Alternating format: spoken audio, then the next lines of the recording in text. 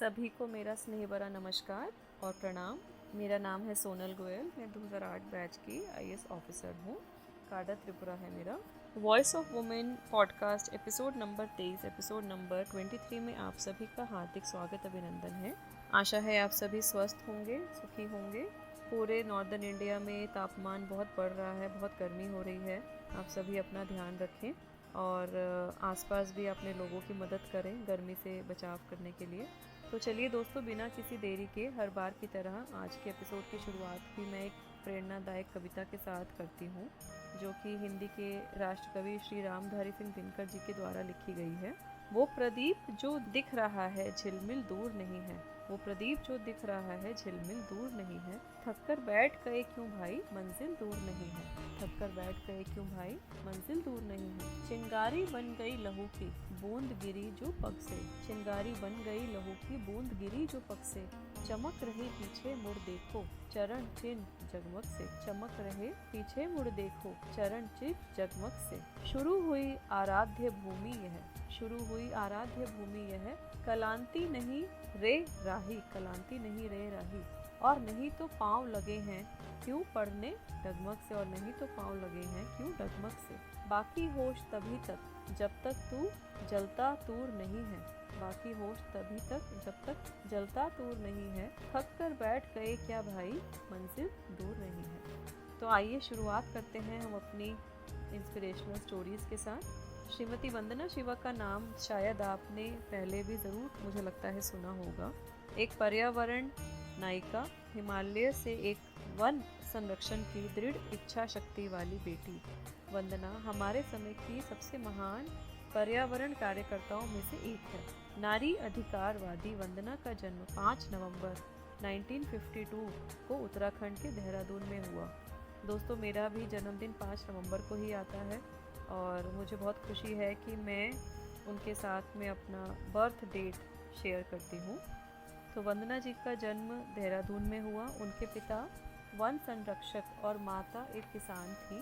Doctor वंदना ने geography से graduation के बाद कनाडा से मास्टर्स और इसके बाद पीएचडी की पढ़ाई की।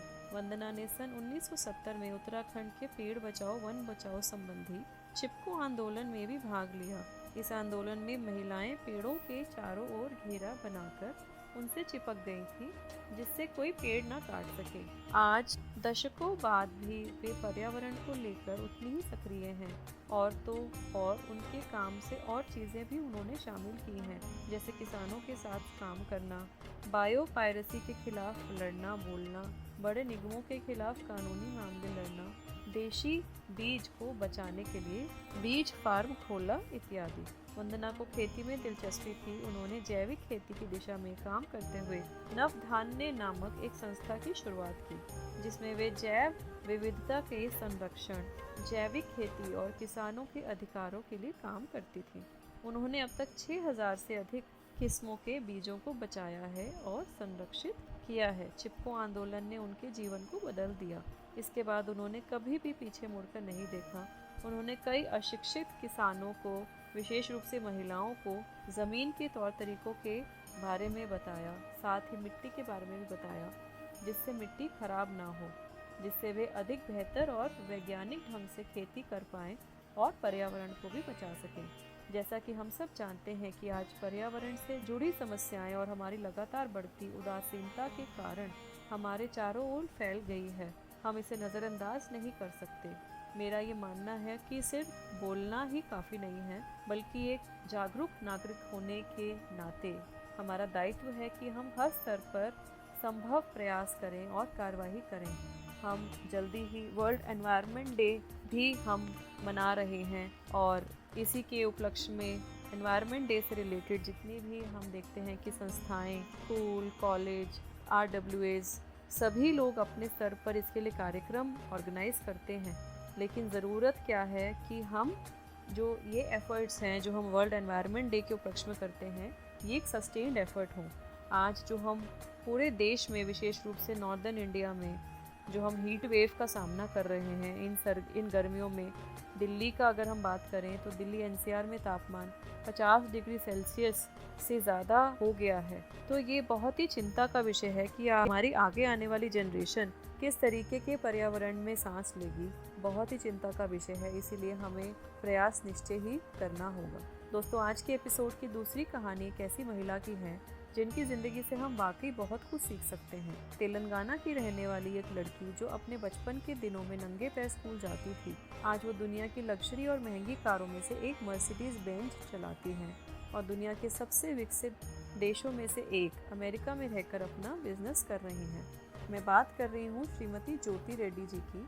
ज्योति रेड्डी जो कि अमेरिका में सॉफ्टवेयर सॉल्यूशंस इंक कंपनी की सीईओ हैं और आज उनकी कंपनी की वैल्यू 15 मिलियन यूएस डॉलर्स यानी 1 अरब रुपए से ज़्यादा है। आइए जानते हैं ज्योति रेड्डी के फर्श से अर्श तक पहुंचने की कहानी। साल 1970 में ज्योति का जन्म तेलंगाना में वारंगल जिले में हुआ। ज्योति के परिवार की आर्थिक स्थिति बिल्कुल अच्छी नहीं थी। वो 5 बहनों में सबसे छोटी थी। उनकी माँ ने गरीबी की वजह से उन्हें अनाथालय भेज दिया।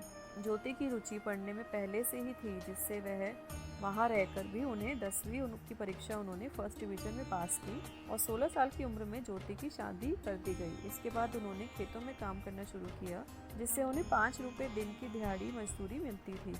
काम के साथ ही उन्होंने अपनी पढ़ाई जारी रखी और अपनी ग्रेजुएशन पूरी की। ग्रेजुएशन की पढ़ाई के बाद ज्योति सरकारी स्कूल में टीचर के तौर पर लग गई।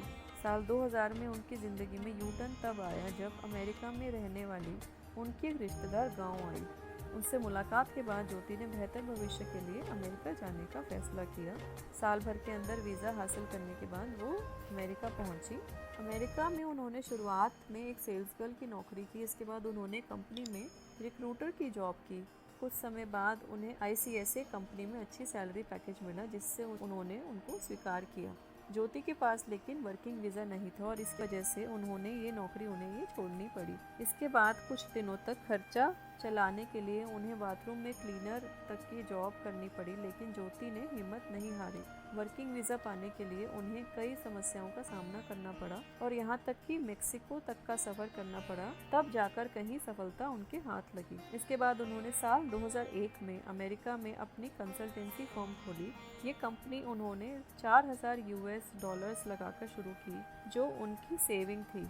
जब उन्हें इसमें सफलता मिली तो उन्होंने की सॉफ्टवेयर सॉल्यूशंस नाम से एक सॉफ्टवेयर कंपनी बनाई। ज्योति ने अब कई शहरों में अपना विस्तार कर लिया है और वे अमेरिका की कई बड़ी कंपनियों में IT सपोर्ट उपलब्ध करा रही हैं। ज्योति रेड्डी जैसी महिलाओं की कहानियां सुनकर जिगर मुराबादी जी का एक शेर याद आता है। वो कहते हैं कि हमको मिटा सके ये ज़माने में दम नहीं, हमको मिटा सके ये ज़माने में दम नहीं, हमसे ज़माना खुद है, ज़माने से हम नहीं, हमसे ज़माना खुद है, ज़माने से हम नहीं। भारत में आज के समय में भी महिलाओं के लिए आगे बढ़ने का रास्ता आसान नहीं है। अभी भी हमारा देश पुरुष प्रधान है और पुरुषों की तुलना में उन्हें आगे बढ़ने के लिए काफ़ी मुश्किलों का सामना करना पड़ता है। लेकिन अगर महिलाएं ठान लें तो कोई भी बाधा उन्हें अपने सपनों को पाने से नहीं रोक सकती। इसी की जीती जागती मिसाल है ओडिशा की माओवादी प्रभावित इलाके की मलकानगिरी डिस्ट्रिक्ट की पहली महिला पायलट अनुप्रिया लाकरा कहते हैं, आपको तब तक कोई नहीं हरा सकता जब तक आप खुद हार ना मान लें। अनुप्रिया ने अपनी स्थानीय कॉन्वेंट स्कूल से प्राथमिक शिक्षा ली। इसके बाद इंटर की पढ़ाई के लिए सेमिलीदुगा आ गई। यहाँ से 12वीं करने के बाद भुवनेश्वर के एक इंजीनियरिंग कॉलेज में दाखिला लिया। उनके घर के हालात अच्छे नहीं थे कि वे पायलट बन पाएँ, इसलिए उनके पिता ने उनकी पढ़ाई लिखाई के लिए रिश्तेदारों से पैसे उधार मांगे, यहाँ तक कि कर्ज भी लिया, लेकिन उनकी पढ़ाई नहीं रुकने दी। उनके पिता ने उनके पंखों को तोड़ा नहीं, बस उन्हें उड़ने दिया, उड़ान का हौसला देते रहे। 23 साल की अनुप्रिया लाकरा ने अपनी इंजीनियरिंग की पढ़ाई बीच में छोड़कर साल 2012 में एविएशन एकेडमी ज्वाइन की और देश की पहली आदिवासी महिला पायलट बनी। 2012 में देश की पहली आदिवासी महिला पायलट बनी। अभी वो इंडिगो एयरलाइंस में काम कर रही हैं। उनकी इस सफलता पर मुख्यमंत्री श्री नवीन पटनायक जी ने उन्हें रोल मॉडल तक की उपाधि दी। ये महिलाएं हम सबके लिए रोल मॉडल हैं, जो उम्मीद ना छोड़कर संघर्षों को गले लगाती हैं। रास्ते की कठिनाइयों को ना देखकर सीधे मंजिल को देखते हैं। तो आज के एपिसोड में दोस्तों 3 ऐसी कहानियाँ मैंने शेयर की जो कि मुझे लगा बहुत ही प्रेरणादायक हैं। चाहे वो कहानी श्रीमती वंदना शिवा जी की हो या वो कहानी थी श्रीमती ज्योति रेड्डी जी की हो या हमारी जो तीसरी कहानी रही जो श्रीमती अनुप्रिया लाकरा जी की हो। ये तीनों ही कहानियाँ बहुत ही मोटिवेशनल हैं, प्रेरणादायक हैं और हमें तमाम मुश्किलों को पार करके आगे बढ़ते रहने का हौसला देती हैं। आप सब ने हमारे इस पॉडकास्ट के एपिसोड पे अपनी प्रतिक्रिया ज़रूर दें, अपने विचार साझा करें और इसको सुनने के लिए, शेयर करने के लिए आप सभी का बहुत बहुत धन्यवाद। श्री संदीप द्विवेदी जी की एक बहुत ही सुंदर कविता के साथ आप सबसे विदा लेना चाहूँगी। नहीं भटकना कहीं और अब, नहीं भटकना कहीं और अब, नहीं बिताना समय को ऐसे, जीवन ये जो पाया है शीश नया गढ़ने को, रंगने को होते नहीं पंख, होते हैं ये उड़ने को, रंगने को होते नहीं पंख, होते हैं ये उड़ने को। तो दोस्तों आप भी अपने पंखों की मदद लें और उससे बहुत ऊंची उड़ान भरते रहें, अपने मंजिल को हासिल करते रहें। आप सभी का पुनः बहुत बहुत धन्यवाद। सभी खुश रहें और स्वस्थ रहें, अपनी सेहत का ध्यान रखें, साथ ही साथ अपने देश की प्रगति में अपना सकारात्मक योगदान देते रहें। जय हिंद, जय भारत।